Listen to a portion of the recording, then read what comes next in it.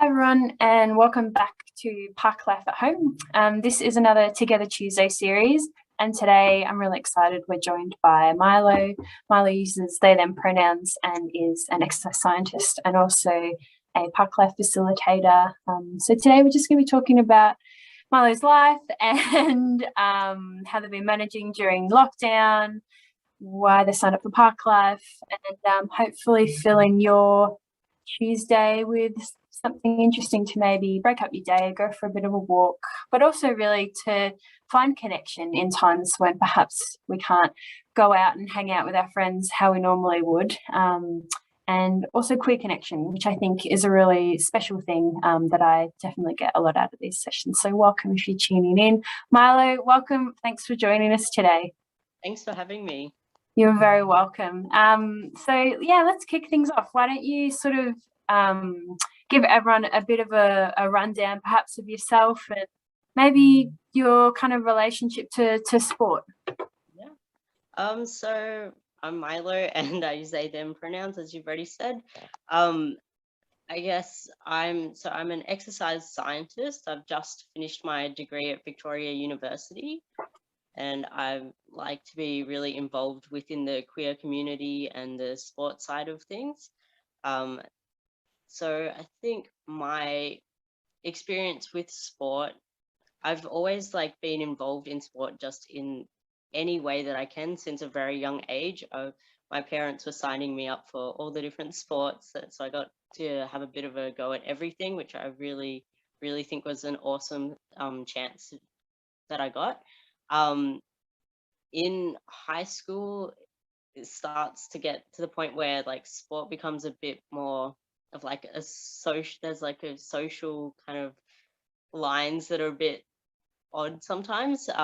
It's impacted. Gender, It's sort of connected to your identity, isn't it? definitely.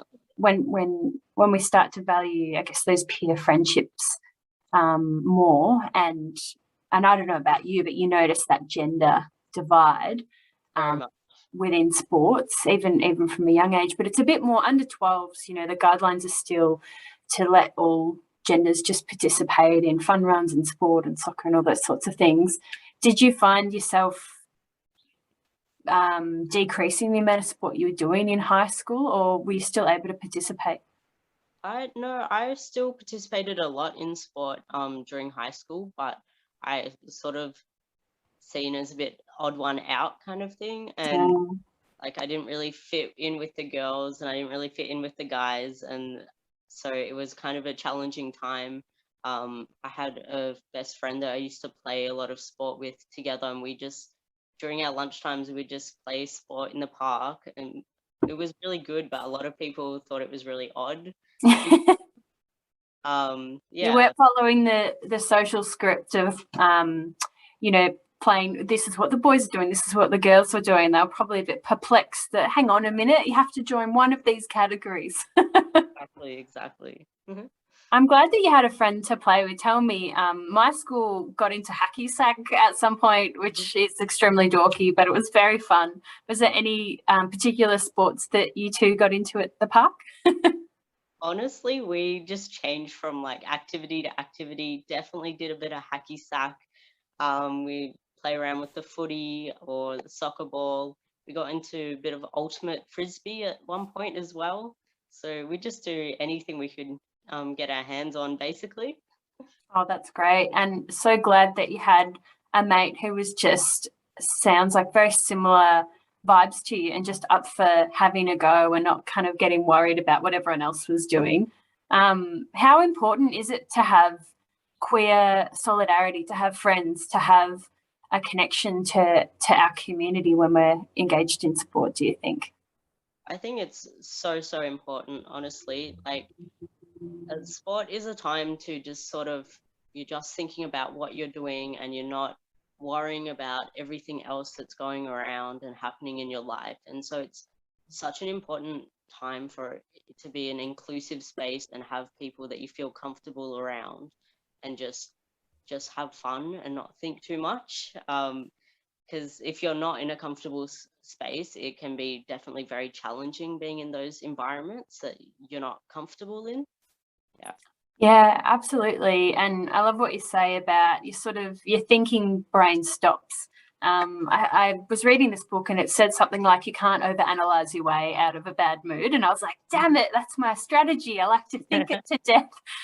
Not seeming to be working. And I can't tell you how amazing it is to be able to just go out for a walk, or move my body a little bit. And I'm still sometimes resistant to doing it. But tell me, what are the things that help you feel, I guess, welcome and feel relaxed in a sporting kind of environment? I guess for myself, I'm not really competitive, so I like being environments are a bit more social and like don't get me wrong, I like a little bit of competition, but just not serious, intense kind of stuff. So being around like-minded individuals in like the sporting environment and just people that are just there to have fun, and just want to like connect and that sort of thing. Yeah, that's the best. I think that this matches a lot of the trends in data that we're seeing, but there's a big difference in what sport offers traditionally and this component of social sport. Um, have you found any sporting environments that you attend that have this component of fun, or do you think sport tends to weigh competition a bit higher? Yeah, definitely does weigh competition higher. I think I have tried looking for like non-competitive, active things to do, and I have found them. But it is not the easiest thing, and they're more sort of niche types of activities. So some examples I've gotten involved in the past is doing parkour, which Yeah. is really awesome community to be a part of, and it's very like friendly and just everyone's just trying to do their best and improve, but without it being competitive against each other. And another sport I've gotten involved in is circus, Mm. another very similar kind of activity. Yeah. Yeah, it's funny how I've spoken to a lot of people about this um, factor, which is queer sport and non-mainstream sport are pretty good friends, and mainstream sport are sort of trying to become more inclusive, and they're doing some great work in targeted programs, but it's not the primary culture. They're trying to evolve, I believe. So yes, when I've spoken to my colleagues and people in industry, we look at um, sports like ultimate frisbee, circus, exactly what you're describing. Parkour is a great one. Roller skating, things like that. Do you think that mainstream sports will ever get to the same level of inclusion as some of these non-mainstream sports that just seem to have a bit of a really welcoming environment? It's hard to say. I think there's just been so much put into those mainstream sports that they're already kind of have their own path, and it will be very hard to change them. Whereas a lot of the other sports, the more inclusive ones, they're more, I guess, at a grassroots level, and has from that level has become more queer, I guess, or more inclusive from the beginning. Yeah, and I guess, oh, sorry to cut you off, go on. You go. The powers of Zoom, constantly speaking over each other. I completely agree, and a thought just came to me around that like bottom up grassroots approach, which is what you're describing, versus that top down, and it's quite fascinating. With proud to play in the work that we do from both perspectives. Almost, we kind of go to queer sports and we say, hey, what are you doing awesome, how can we help you, is there anything we can learn?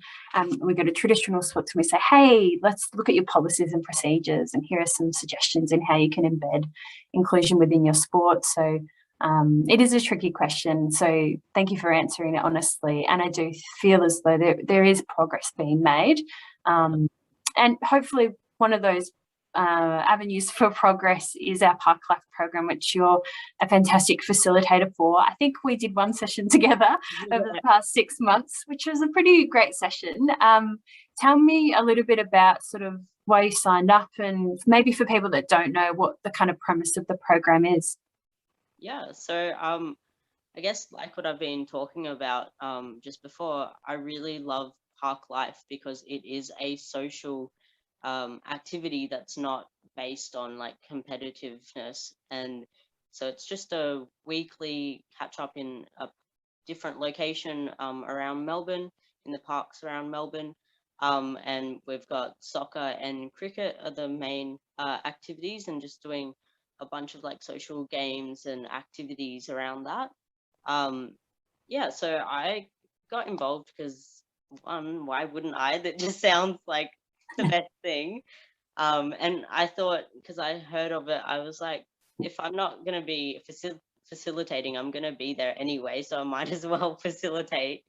So I guess from my background as an exercise scientist, just I know how to facilitate exercise groups, and I just wanted to join something that was fun and a part of my community, and really help other people come together and do something that they really enjoy as well.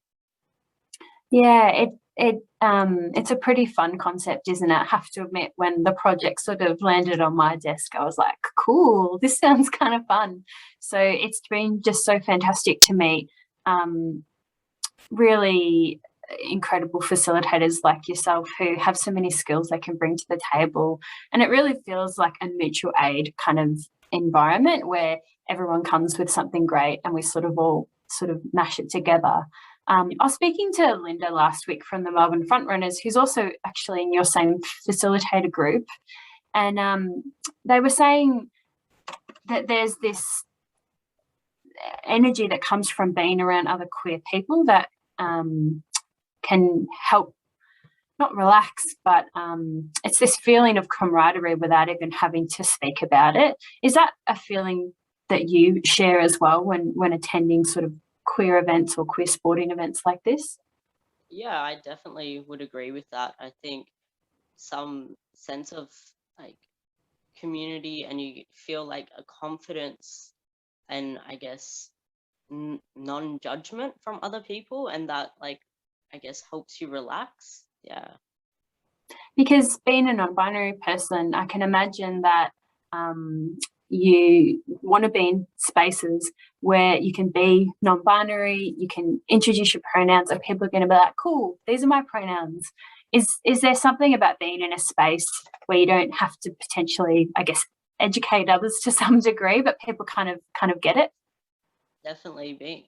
Being non-binary definitely has its challenges, and you sort of have to figure out whether you're going to tell people your pronouns when you're in new environments, and how you're going to act, because sometimes you don't feel safe to just be the way you normally are.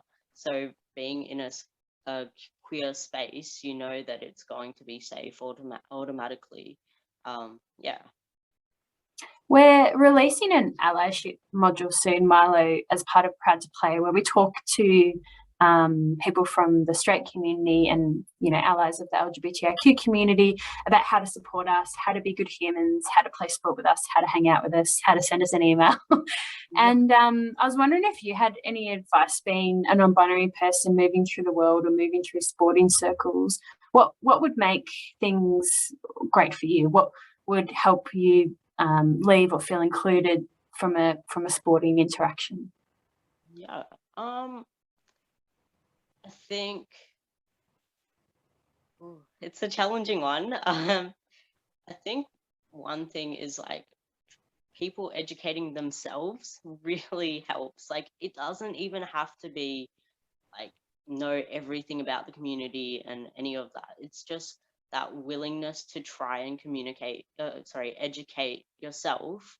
And if you have questions, a lot of people, not everyone, but a lot of people are willing to like help you understand or answer those questions you might have, especially if you're showing that you're trying to understand and educate yourself. Whereas people who don't even try. It seems really hard to want to help them sometimes. Yeah, I think that resistance is real. And sometimes it's not even a spoken one, or it's not even any outward discrimination. It's the absence of inclusion is still not inclusion.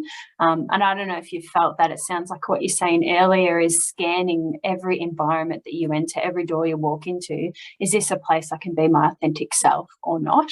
And I think that scanning, that emotional labour, it comes at a cost. So you're right, to be fully embraced at a place and to be like, hey, we're focusing on sport today. It's not about that emotional labour of, I guess, educating people or deciding if it's safe or not. I think that does make a big difference. We're talking earlier about, non-binary, and I was sort of sharing like, yeah, I'm trying that one on, and I'm figuring out who I am in this world, and I'm definitely noticing similar energies around when to share and when not to share. So it's a tricky space, but we can make it a lot easier, can't we? And for those listening who are thinking, well, what things can I do? There's a play by the rules education piece that you can do. There's one on inclusive coaching if you're already within the sporting sector. There's one on the LGBTIQ community. You can get in touch with us. You can jump on our website. You can do one of our education courses. You can have a think about updating your social media or your email account to include your pronouns. The more cis het people that share their pronouns, such as he, him, she, her, they, them, as some examples, then the less we burden, I guess, the LGBTIQ community to always be the othered kind of group doing the work. So a few there resources for people interested in, I guess, doing the work in this space. Pronouns, sorry if I didn't, but I think pronouns are such a simple way for allies to show that they're a safe person to be around. And like if someone tells you their pronouns or even asks you for pronouns, like I just automatically feel like, okay, this is an okay space for me. And it's such a simple thing. You don't have to do much. You don't have to like have a big understanding of the queer community. So definitely for allies to include pronouns in socials and ask for people's pronouns more and normalize that is a great thing to do. Yeah, absolutely. Thanks for your thoughts around this. And for people who are wanting to learn more about pronouns, maybe that's prompted us to do a little education piece, because you're right. It's not the whole iceberg, but if someone can try that small piece of allyship, then it goes a long way, doesn't it? Definitely. So next question, how are you surviving with lockdown? We're all just sort of hanging in by a bit of the road at the moment, if I speak collectively for myself. What are you doing, Milo? You were featured on our Movement Monday, and you were able to put together a fantastic home workout for anyone with no equipment, which was really great. What are you kind of doing to hang in there at the moment? Honestly, it's a bit of a struggle at the moment. I think that just the longer this is going on for, it just seems harder and harder to just stay afloat. But you do what you can, I guess. Definitely exercising is one of the biggest things that's helping me at the moment, whether that's just doing a little routine in my little home gym, or going outside for a walk, or kicking the soccer ball or something like that. It just, even if I do nothing else for the day, if I just do something like that, it really makes me feel a lot better. Me too, I have to admit. And I have a question for you. It's selfishly from myself. I'm hoping there's some people listening who also have this problem. I know that it's good for me, and sometimes my motivation levels are kind of like at the despair kind of level of like, what's the point? This is really hard. I can't be bothered. Do you have any tips for someone who they're like, I know movement's good. Where do I start? What do I do? Like, are there any tricks to sort of get you to start moving? Honestly, I don't know. Like, because I just went for a walk earlier and it was really nice. But even after the walk, I was like, I don't feel that much better. Like, is this helping? I don't know. But I do think that, like, just doing something, even if if it may not necessarily feel better in the moment or afterwards, but collectively over the week or something like that, you be like, that day that I did go for that walk, I was really happy that I did that. Um, Yeah, I don't feel the same if I watch hours of Netflix, I have to admit. So you're right. It's sort of investing perhaps in your health and well-being, and I guess for me maybe it's on the scales of, I want to do indulgent things. I want to look after myself in an emotional way, but I also want to consider my physical health, and I know movement's part of that journey. It's a tough balance right now, and I think it's also really good to normalize that we're all finding it really hard. You and I, we're not waking up at 5 a.m. and doing a half marathon and calling each other while we're running and saying, this is too easy, I want to do a full marathon tomorrow. It's not like that, is it? We're all struggling. Just one day of Netflix and then one day doing a bit of exercise. One day of Netflix is just do something. I love it. I'm taking your advice very specifically: 24 hours of Netflix and then 1 hour of running. But yeah, thank you. It's good to normalize. We're all sort of struggling at the moment. And I've seen a few posts that talk about, of course, you're not striving at the moment, you're surviving, and we're all sort of just doing our best with whatever challenges are sort of thrown our way. And we do know that the LGBTIQ community tends to have some greater challenges than other groups. So it's really important, I think, to be able to connect, to share sort of stories of joy, and to be able to, I guess, encourage people to put Parklife on your radar. And maybe when restrictions are easing, maybe you'll check out a Parklife site near you and hang out with some other queer people and do a bit of movement. So Milo, if someone's sort of thinking about maybe getting involved, but perhaps they're a little bit nervous or a bit shy, or they've got zero social skills because we've been locked down for a year, what advice would you give someone who's maybe a bit nervous and kind of like, oh, maybe I'll check out Parklife? Well, firstly, I'd say it's a really, really nice group and community. Like, no one is judgmental. We're all just there to have some fun. It may be a little bit scary the first time you go, but also that is okay. Like, maybe just sort of take in that feeling, and that's okay, but still come anyway. And all you have to do is you have to say hi to the first person you see, the facilitator or someone else. And once you've done that, everything will be okay and the rest will be fine, and you'll just enjoy the session. Words of wisdom. Milo, I'm downloading an app of your affirmations in my ear telling me I can do things. It's very motivating. And for folks who are wanting to check out the Princess Park location in the CBD, Milo will be that face greeting you and saying hi. Look, we're not sure when we'll get back to face-to-face classes, but we're going to keep everyone posted as much as we can of when we can resume safely. In the meantime, please check out our Parklife at Home link where you can connect with us virtually. And if you know someone cool that we should interview, please let me know and we'll make it happen. So yeah, Milo, thank you so much for joining us, and I look forward to seeing you in person very soon. Hopefully.